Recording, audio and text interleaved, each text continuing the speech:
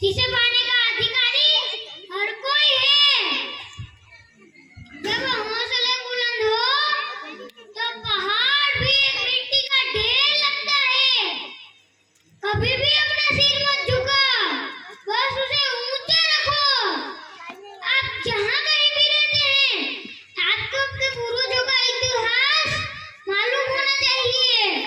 सर्वप्रथम राष्ट्र, फिर गुरु, फिर माता पिता और फिर परमेश्वर। पहले खुद को नहीं, राष्ट्र को देखना चाहिए।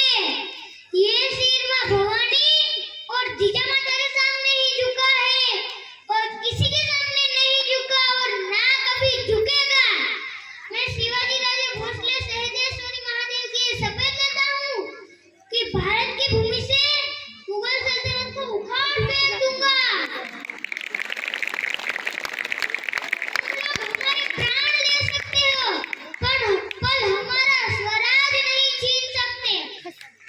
हर हर महादेव, जय भवानी। जय भवानी।